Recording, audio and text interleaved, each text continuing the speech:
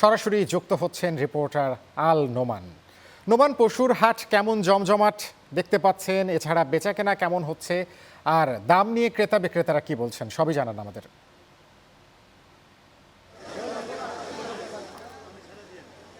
আমি এই মুহূর্তে আছি উত্তরার দিয়াবাড়ি পশুর হাটে। আমরা এখানে এসে যেমনটা দেখতে পেয়েছি, আসলে এই হাটটিতে অনেক বেশি গরু এবং ছাগল আমরা দেখতে পেয়েছি, অনেক বড় বড় গরু। আমার পেছনে আমরা যেমনটা দেখছি যে এখানে আসলে বড় আকৃতির গরুগুলো আসলে এখানে আমরা দেখতে পেয়েছি।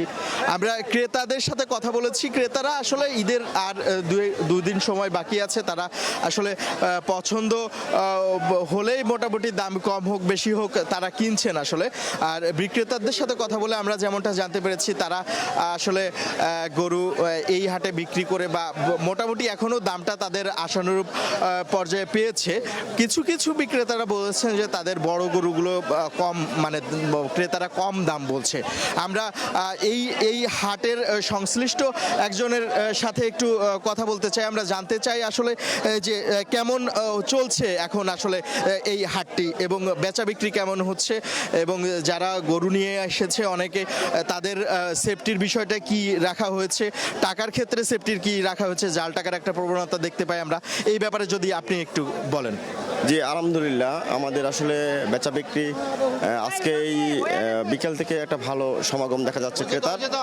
এবং হচ্ছে এখানে আমাদের যে কথা আপনি বললেন আর কি, যে সঠিক ব্যবস্থাপনা বা প্রশাসনিক যে ব্যবস্থাপনা, সেই ব্যবস্থাপনার জন্য আমরা আসলে সর্বোচ্চ চেষ্টা করে যাচ্ছি। এখানে পুলিশ প্রশাসক থেকে ট্রাফিক, র্যাব, সকল গোয়েন্দা সংস্থার লোকজন এখানে সর্বোচ্চ তাদের নিরাপত্তা দেওয়ার চেষ্টা করতেছে। তারই সাথে সাথে আমাদের প্রায় 2000-এর অধিক ভলান্টিয়ার আমরা নিয়োগ করেছি। তারা সার্বক্ষণিক আমাদের যে এন্ট্রি পয়েন্টগুলো আছে সেখান থেকে যেন সুন্দরভাবে ক্রেতা যারা গরু ক্রয় করতে আসছে তারা যেন সহজে এই হাটের ভিতরে প্রবেশ করতে পারে, তার জন্য সর্বোচ্চ আমরা চেষ্টা করতেছি। এবং এরই সাথে আপনি একটা কথা বলেছেন যে এখানে যে জাল টাকা শনাক্তকরণের যে মেশিন, সেটা আমরা পর্যাপ্ত রাখার চেষ্টা করেছি। এবং আপনি ইতিমধ্যে জি জি, থ্যাংক ইউ। এই ছিল আমার কাছে সর্বশেষ উত্তরা দিয়াবাড়ি থেকে।